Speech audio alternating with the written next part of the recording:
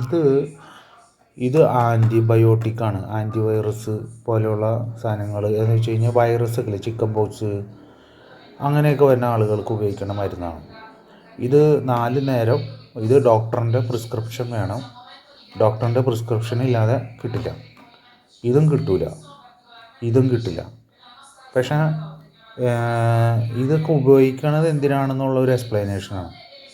ഇത് കിട്ടും. ഇത് ചിക്കൻ പോക്സ് ഇങ്ങനെ സ്കിന്നിൻ്റെ മുകളിലോ തന്നെ അല്ലെങ്കിൽ നമ്മുടെ ശരീരമൊക്കെ പൊള്ളിയൊക്കെ നിൽക്കുന്ന ഭാഗങ്ങളിലൊക്കെ നമുക്ക് ക്ലീൻ ചെയ്യാനായിട്ട് ഉപയോഗിക്കുന്ന ഒരു സൊല്യൂഷനാണ് സോഡിയോ ഈ ഔറോനോമിക്ക എന്ന് പറഞ്ഞത് സ്കിന്നിൻ്റെ മുകളിൽ വന്ന ഇങ്ങനെ ചിക്കൻ പോക്സൊക്കെ വന്നു കഴിയുമ്പോൾ പൊള്ളുമല്ലോ, ഒരു ചെറിയ ബോളിലൊക്കെ വരും.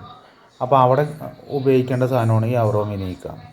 ഈ പെൻസിൽ വിത്ത് എന്ന് പറഞ്ഞ സാധനം കണ്ണിൻ്റെ തടങ്ങളിലൊക്കെ വരുന്ന മെഡിസിനാണ്. ഇപ്പോൾ കണ്ണിൻ്റെ മുകളിലൊക്കെ ചിക്കൻ പോക്സ് തന്നെ ആൾക്കാർക്ക് ഇത് 4 നേരം വീതം കഴിക്കണം എന്ന് പറഞ്ഞു കഴിഞ്ഞാൽ ദേശി 10 മണി, 2 മണി, 6 മണി, പിന്നെ രാത്രി 10 മണി.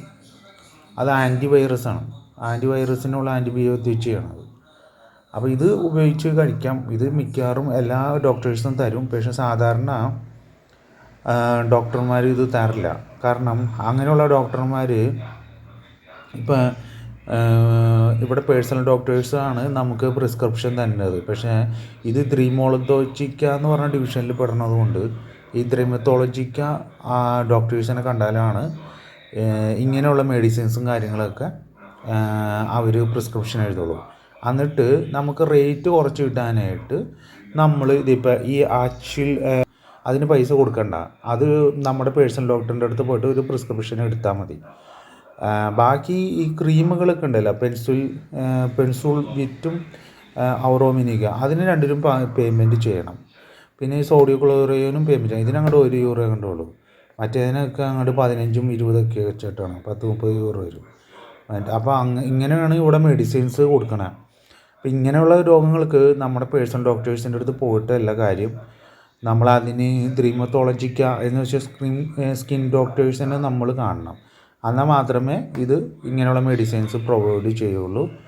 ഇത് ചില പേഷ്യൻസിന് ഡോക്ടർമാർ എഴുതിയ പ്രിസ്ക്രിപ്ഷൻസിൻ്റെ അടിസ്ഥാനത്തിൽ എഴുതിയ മരുന്നുകളാണ്. ഓരോ ഡോക്ടേഴ്സിനും ഓരോ പേഷ്യൻസിനും എഴുതുന്ന പ്രിസ്ക്രിപ്ഷൻ വ്യത്യാസമുണ്ടാകും.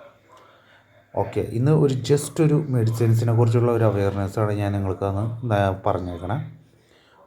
എനിക്ക് തോന്നുന്ന നല്ല സന്ദേശങ്ങളുമായി വീണ്ടും ഞാൻ വരുന്നതായിരിക്കും.